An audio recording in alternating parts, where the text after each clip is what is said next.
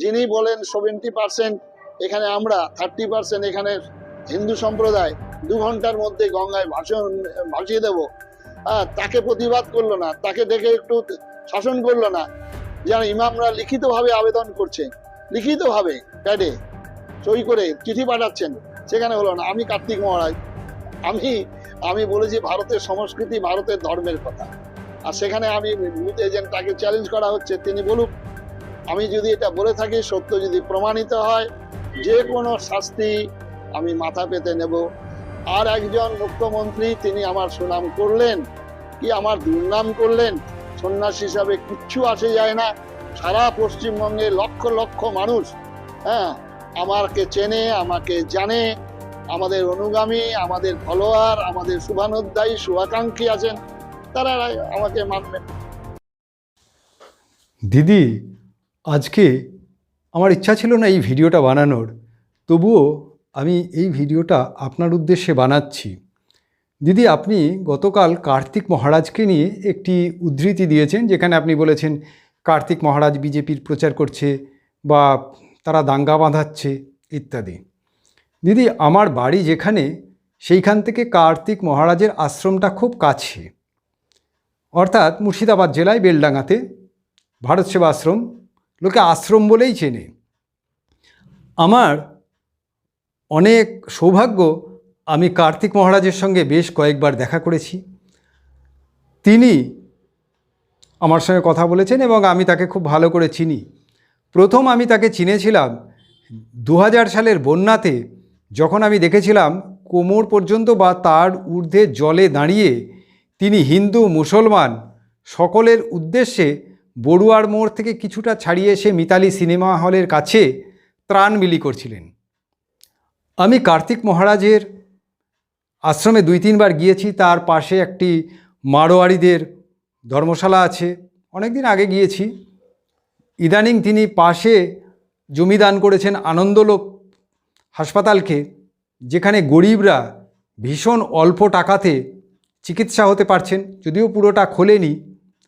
আমিও সেখানে দাঁত দেখিয়ে এসেছি। বিক্রম ডাক্তার ছিলেন, তিনি আমার দাঁতটা দেখে দিয়েছিলেন। চোখও দেখিয়ে এসেছি, কী যেন নাম ছিলেন। যাই হোক, বিক্রম ডাক্তারের একটু বিজ্ঞাপন করে ফেললাম। বাচ্চা ছেলে, এই 24, 25, 26 বছর বয়স হবে হয়তো। ভালো। বহু মুসলমান 20 টাকা 25 টাকার বিনিময়ে সেইখানে চিকিৎসা পরিষেবা পাচ্ছে। কার্তিক মহারাজের আশ্রমে বহু আদিবাসী বাচ্চা আছে, যারা সেইখানে থেকে পড়াশোনা করছে অবৈতনিকভাবে, এবং তাদেরকে পড়াশোনা শেখানো হচ্ছে এবং বড় করা হচ্ছে। ঠিক আছে। কার্তিক মহারাজের স্কুলে, অর্থাৎ ভারত সেবা আশ্রমের স্কুলে, এখন মাধ্যমিক হয়েছে কিনা জানি না, আমি 8 পর্যন্ত দেখে এসেছিলাম, নিশ্চয়ই মাধ্যমিক হয়ে গেছে। সেখানে যে সকল ছাত্র পড়ে তাদের প্রায় 80% মুসলমান। কার্তিক মহারাজের ওখানে যে পুকুর আছে, সেই পুকুরে বহু কচ্ছপ তিনি অভয়ারণ্য করেছেন, যাতে কচ্ছপকে কেউ না ধরে হত্যা করতে না পারে। সেই জন্য কচ্ছপ ছেড়েছিলেন, তারা বড় হচ্ছে। অনেক মাছও বিরল প্রজাতির ছেড়ে রেখেছেন। সেখানে একটি জগদ্ধাত্রী পুজো হয়, আরও কিছু কিছু পুজো হয় হয়তো, আমি ঠিক জানি না, জগদ্ধাত্রী পুজো হয়। তা এহেন একজন ব্যক্তি, যিনি সমাজের উপকারে লাগেন, এবং 2000 সালে, অর্থাৎ আজ থেকে 24-25 বছর আগে আমি দেখেছি তিনি কোমর সমান জলে দাঁড়িয়ে বড়ুয়া থেকে কিছুটা এগিয়ে মিতালি সিনেমা হলের কাছে হিন্দু মুসলমান সকলকে, তার আরও শিষ্যদের নিয়ে ত্রাণ বিলি করেছেন। আজও বেলডাঙার হিন্দুরা তাকে ভীষণ মান্যতা করে এবং মুসলমানরাও করে। এহেন কার্তিক মহারাজ, হ্যাঁ, উনি কিছু গরম গরম বক্তৃতা দেন, একথা ঠিক আছে, কিন্তু কখনোই উনি মুসলমানের বিরুদ্ধে গরম গরম বক্তৃতা দেন না। কারণ তার শিক্ষালয়ে তাহলে মুসলমান ছাত্র 80% থাকতো না। তিনি হিন্দুদের উদ্বুদ্ধ করেন যে আরও ধার্মিক হও, ভালো করে ড্রেস পোশাক পরো, ঈশ্বরের প্রতি ভক্তি আনো। এর প্রতি উনি কিছুটা গরম গরম বক্তৃতা দেন। কিন্তু মুসলমানদের মারো বা তারাও বা তাদের বিরুদ্ধে কথা বলো, এই বক্তৃতা উনি দেন না। ভারত সেবাশ্রমের কোনো সন্ন্যাসীই দেয় বলে আমার মনে হয় না, রামকৃষ্ণ মিশনেরও দেয় না, কারণ তারা সন্ন্যাসী। তো যাই হোক, প্রসঙ্গটা এখানেই থাক। আপনি অনেক কথা বলেছেন, তার মধ্যে একটা কথা বলেছেন, কার্তিক মহারাজ বলেছে শুভেন্দুকে ভোট দাও বা বিজেপিকে ভোট দাও, তিনি বিজেপির প্রচার করছেন। হ্যাঁ, অবশ্যই তিনি করেন, কারণ তিনি গোঁড়া হিন্দু, তার কর্ম এটা মানুষকে তার পথে চালিত করা বা তার চিন্তাধারায় উদ্বুদ্ধ করা। কিন্তু দিদি, আমার কথা হচ্ছে পশ্চিমবঙ্গের হাজার হাজার মসজিদ থেকে হাজার হাজার ইমাম মমতা দেবীকে ভোট দিন, তৃণমূলকে ভোট দিন বা বিজেপিকে ভোট দেবেন না, বা আপনি ইমাম সভায় উপস্থিত হয়ে ভোটের আগে তাদেরকে উদ্বুদ্ধ করেন তারা যাতে মুসলমানদের বলে যে তৃণমূলকে ভোট দাও, এবং 99% মুসলমানই নামাজ পড়তে যাচ্ছে, শুনছে এবং তারা তাই দিচ্ছে। আপনি দেখুন না, আজকে গার্ডেন রিচ এলাকা বা যে জায়গাগুলো আছে সেখানে বিজেপি হেরে যাবে। মুসলমানরা কি 1% ভোট দেবে নাকি বিজেপিকে?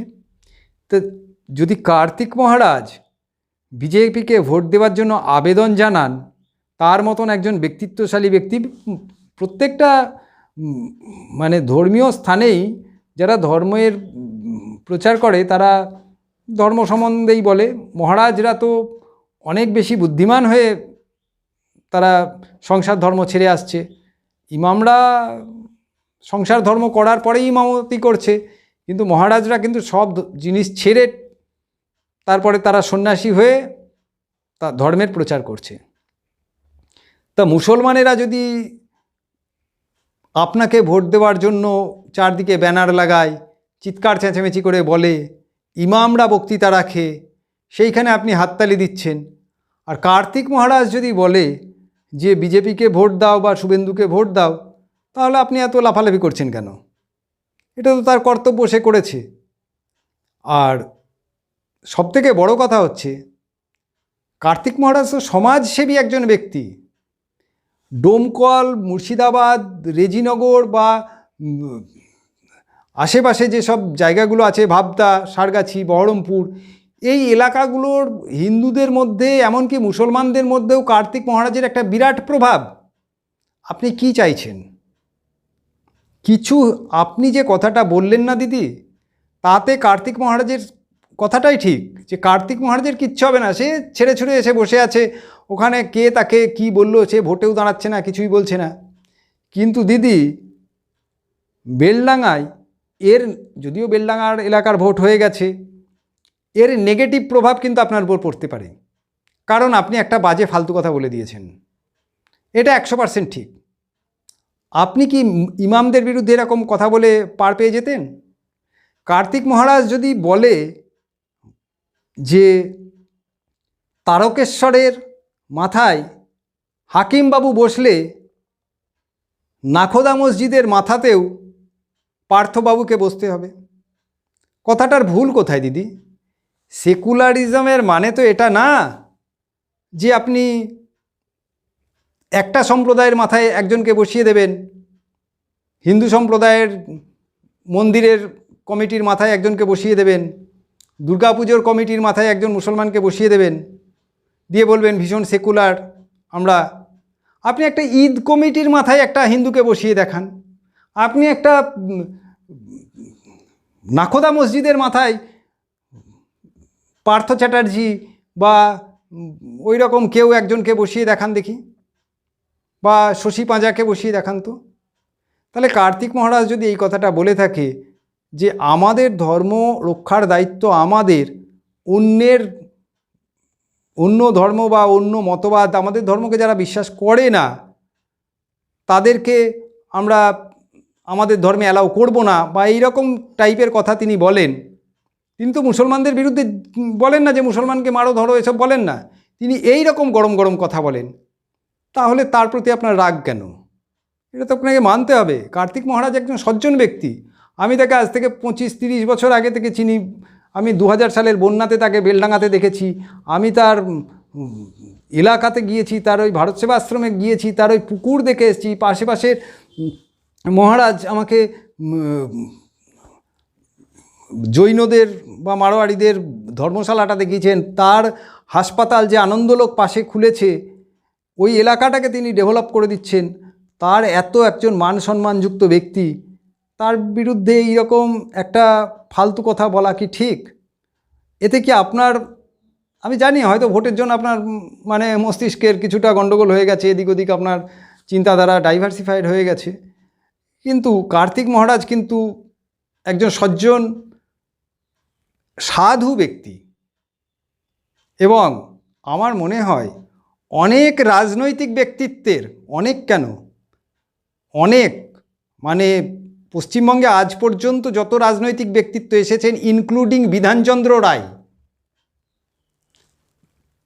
কার্তিক মহারাজের সমকক্ষ অবশ্যই বিধানচন্দ্র রায়, তিনিও সন্ন্যাসী, কিন্তু বাদবাকিগুলো তার থেকে অনেক নিচে অবস্থান করছে। বাদবাকি যত মুখ্যমন্ত্রী এসছে, যত রাজনৈতিক নেতা এসছে, তিনি কিন্তু পরিবার কথা চিন্তা করেননি, তিনি হাজার হাজার লোকের কথা চিন্তা করেছেন। সুতরাং তাকে নিয়ে এরকম কটু মন্তব্য, এটা যে কোনো সৃজনশীল ব্যক্তিত্ব, মননের ব্যক্তিত্ব এই লোকগুলোকে আঘাত করবে। আমাকেও করেছে, কারণ আমি মহারাজকে ভালো মতন চিনি, তার আশ্রমে গিয়েছি, তার পুকুর দেখে এসেছি, তার জগদ্ধাত্রী পুজোয় গিয়েছি, তার হাসপাতালে চোখ দেখিয়েছি, তার হাসপাতালে তিনি যে হাসপাতালকে ওখানে জনসেবায় নিয়োগ করেছেন, আনন্দলোক হাসপাতাল, সেখানে আমি দাঁত দেখিয়েছি, দাঁত ভালো আছে। তো সেই লোকটা যে সমাজের এত উপকারে লাগছে, সেই লোকটার না সম্পর্কে এরকম কটু কথা কি না বললেই ভালো হতো না? এতে দিদি আপনার কিন্তু রাজনৈতিক খাতায় একটু কালিমালিপ্ত হবেই, এটা আমি মানব, কারণ আপনার ওখানেও বহু হিন্দু আছে। আপনার তো ওখানে যে মারোয়ারি কি নাম আমি এই মুহূর্তে ভুলে যাচ্ছি, পৌরসভার আপনার প্রধান ছিল, এই মুহূর্তে আমি ভুলে যাচ্ছি মারোয়ারি ব্যক্তি, তো তিনি তো আপনাদের লোক। তা তাদের কি ভোটের উপর মানে তারাও তো ভোট চাইতে যাবে হিন্দুদের কাছে। বেলডাঙাতে তো অন্তত 45% হিন্দু আছে, এগুলো একটু মনে রাখা উচিত দিদি।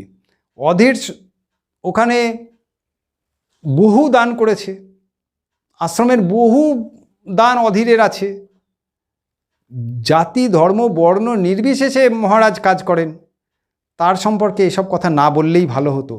এটা হয়তো পশ্চিমবঙ্গের কিছু ভাঁড় জনগণ আছে, হিন্দু আছে, আপনার হয়ে হাততালি দেবে, কিন্তু সৃজনশীল, মননশীল এবং সুস্থ মস্তিষ্কের মানুষের কাছে কিন্তু আপনার কথাটা গ্রহণযোগ্য না। একটু চিন্তা করে দেখবেন আমার কথাটা। ধন্যবাদ।